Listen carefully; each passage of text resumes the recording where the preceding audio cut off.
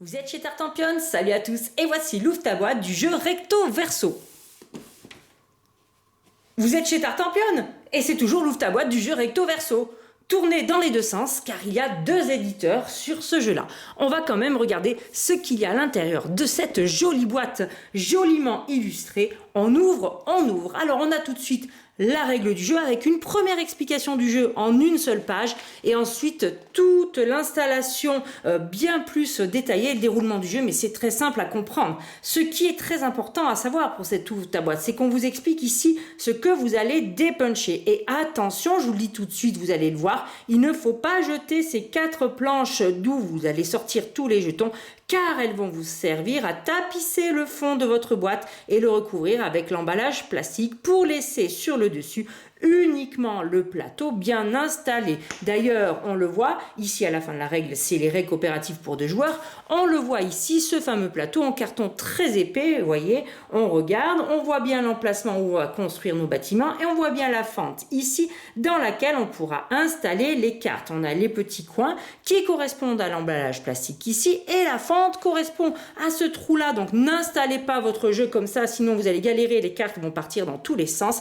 Il faudra bel et bien les installer comme ceci pour que tout soit parfaitement stable. Voici le recto du jeu, mais voici le verso, c'est la variante à 2 joueurs. Ça sera coopératif, il faudra monter de niveau en niveau pour être le meilleur juste ici. Mais sinon, l'installation est la même, on ne jouera que sur les temps. Alors la boîte est aussi très importante, regardez, j'explique quasiment les règles du jeu rien qu'avec le matériel, car sur le côté, on voit le nombre de points que vous allez gagner en fonction de vos chronomètres.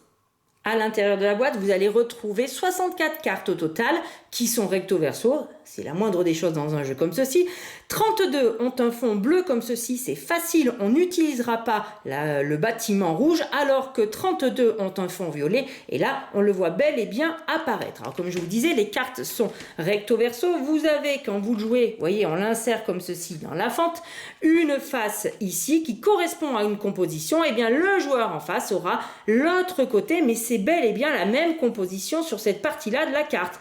Et pour ne pas gâcher la carte, eh bien on vous propose une autre combinaison, ici avec une face et ici avec l'autre face. Et les cartes difficiles sont réparties de la même façon, en tout cas le jeu est très varié.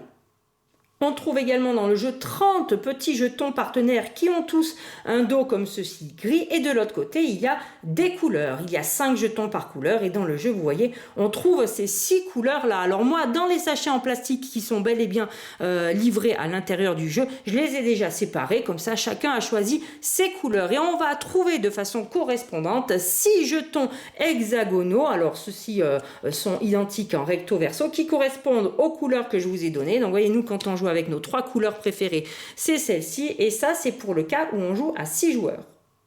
Également dans la boîte pour la version coopérative à 2 joueurs, le jeton roi de la construction, et vous voyez on a quand même du matériel à foison, des pièces, des points de victoire très épais qui sont représentés en différentes valeurs. Vous aurez 1 point de victoire, 2 points de victoire, 5 points de victoire ou 20 points de victoire. En tout cas il y en a 100 dans le jeu.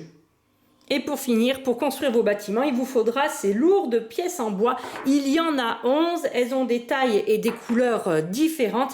Il faudra les agencer correctement en fonction de vos cartes. Regardez, vous avez déjà deviné tout le sel du jeu.